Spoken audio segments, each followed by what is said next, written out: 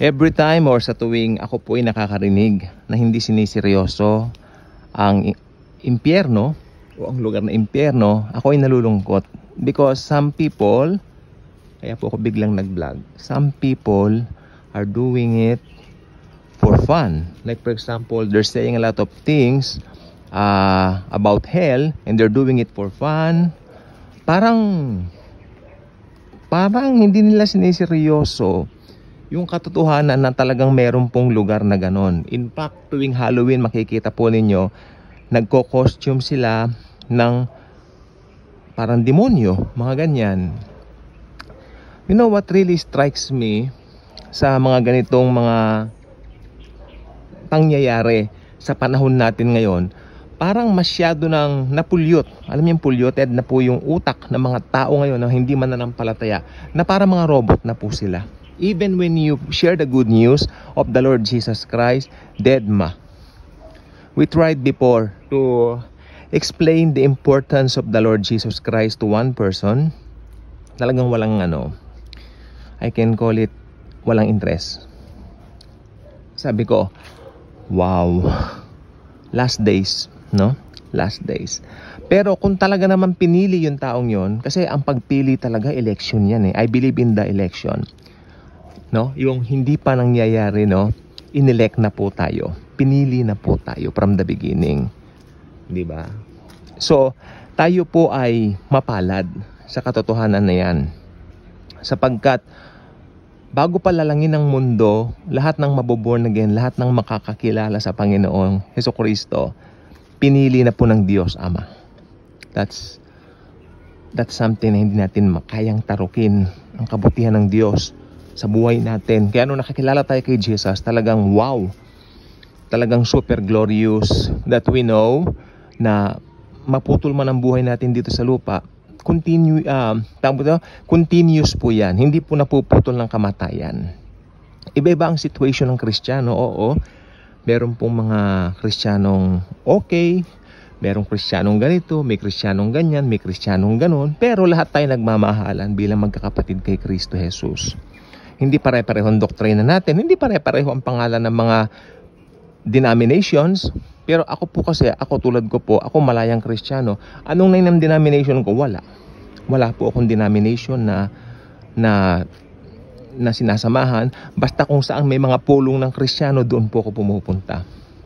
Dahil I believe house church talaga ang pinauna ng Biblia.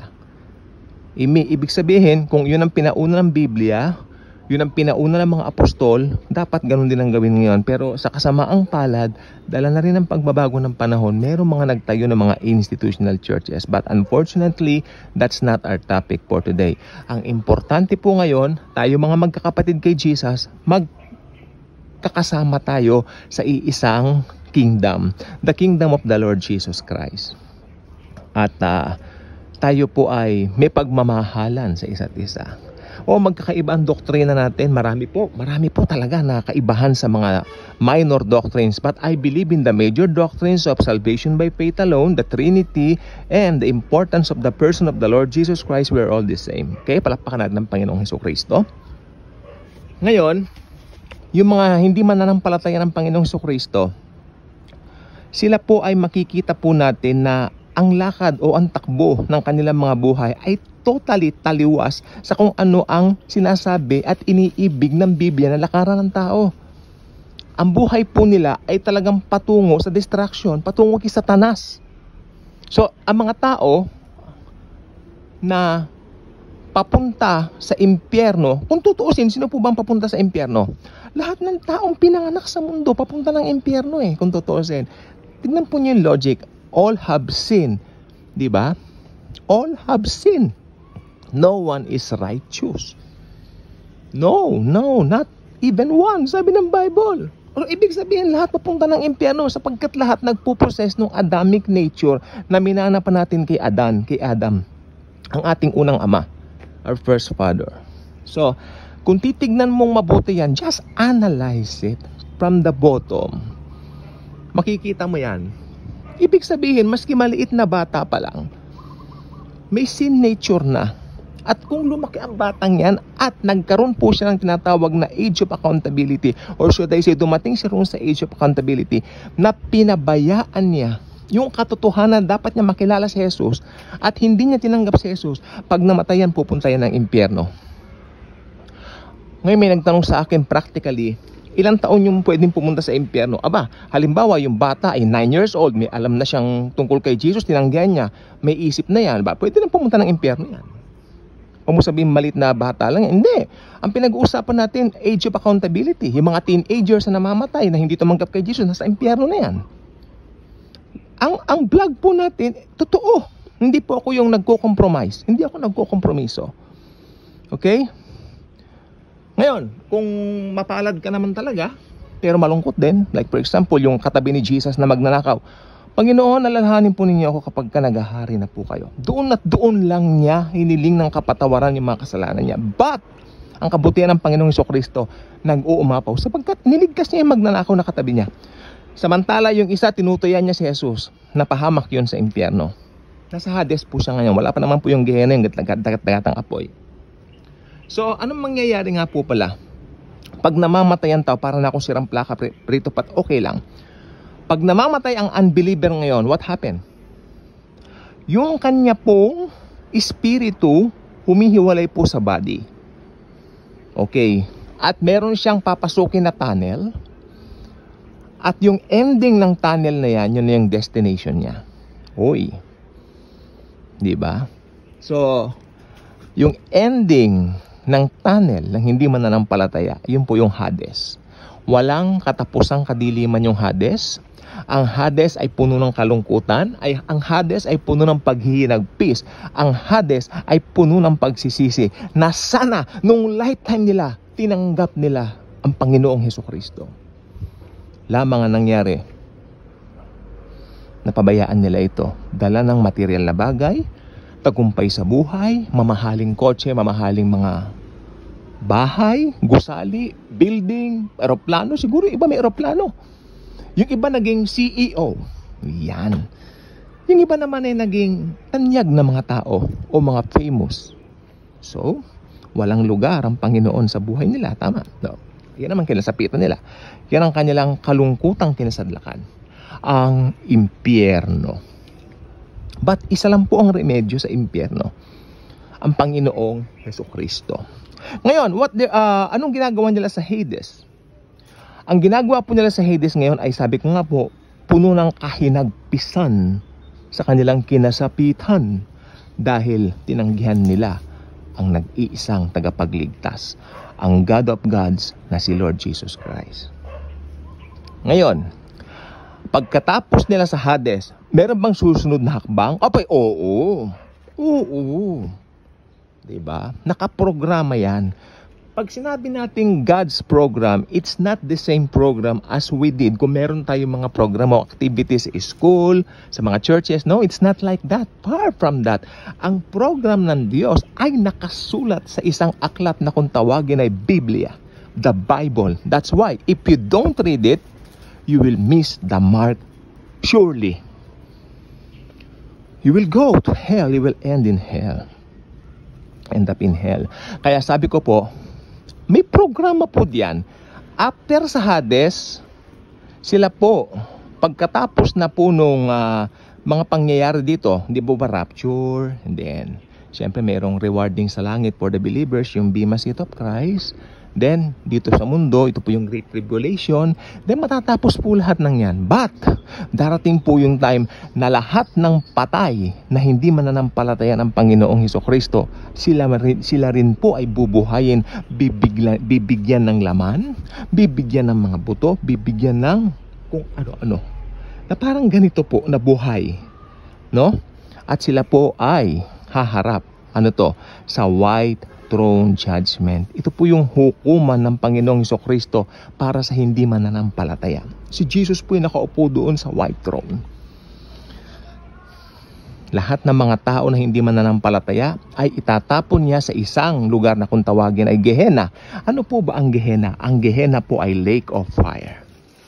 Dagat-dagatang apoy. At ang sabi ng Biblia sa aklat ng Revelation chapter 20 or 21, I'm not sure, nakalagay po doon na Siya ay pahihirapan ng walang hanggan.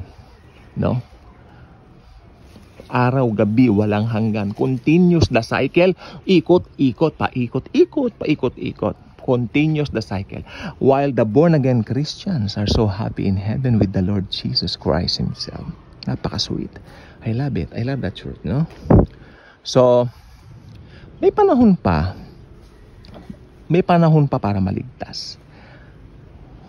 The moment is now. Do you want to pray a simple prayer with me regarding, to accept the Lord Jesus as your very own personal Lord and Savior? If the answer is yes, malugod kitang inaanyayahan sa dasal na ito. Father God in heaven, thank you for sending Jesus to die on the cross for my sins. Father God, I know that I am a sinner. I know that I need a Savior. And I now believe in the Lord Jesus Christ as the only payment for my sins. Lord Jesus, come into my heart, come into my life right now.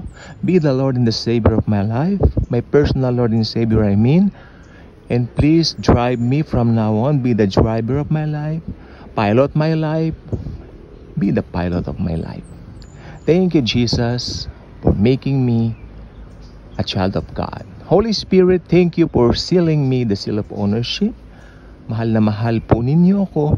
Kaya sa simula pa lang po, kami po ay inelect na po ninyo. I believe in the doctrine of election, Lord, dahil ginawa po ninyo yan sa amin. Predestined mo na po kami. Salamat po. Thank you, Jesus. Thank you, God the Father. Thank you, God the Holy Spirit. God the Father, God the Son, God the Holy Spirit, our God is 3 in 1. Thank you very much for sending Jesus into my life. In Jesus' mighty name I pray. Amen. If you just said or pray that simple prayer, I believe you got born again. You got saved. Start reading the Bible. It's a delight to read the Word of God. It's a delight to know how Jesus gave His wonderful life for you in order for you to have life, not only eternal life in heaven, but also an abundant life here on earth while we're here. Kaya dapat alam po natin yan. Okay? And congratulations. If coming from the heart, you just pray that simple prayer I just said a while ago, congratulations and welcome to the family of God, sapagkat ito po ang pamilya, no? Ito ang pamilya na talagang maglalast forever. Alam po niyo, wala pong forever sa lupa. Sabi nila pag may kinakasal, you are my forever. May nakita akong post sa Facebook, you are my person forever. That's wrong. Our person forever is the Lord Jesus Christ only. Yung mga asawa natin, mga anak natin, lahat po yan maghihiwalay po tayo pagdating ng panahon. But si Jesus, mananatili. Yung mga love team na, syempre, hindi naman tayo nahuhuli sa mga balita.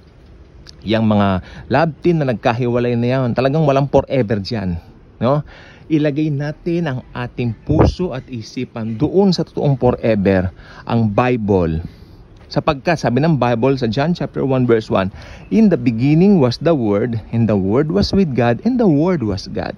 And kung talong ka ng 14, paborito ka to, and the Word became flesh and dwelt among us. Kung titignan po ninyong mabuti, ang Word of God ay si Lord Jesus Christ. Okay? So if you have Jesus Christ, you have the Word of God within you. Start reading it. Enjoy it. Enjoy the Word. Because ang Word of the Lord Jesus Christ, punong-puno ng mga promises na pwede nating i-claim sa bawat araw ng ating buhay. Okay? So, if you are not yet a subscriber of this beautiful and wonderful channel, blessed channel rather, I invite you to do so. Click the notification bell, share this video, share the wonderful grace and the love of the Savior, the Lord Jesus Christ. Thank you po, and Jesus truly loves us all.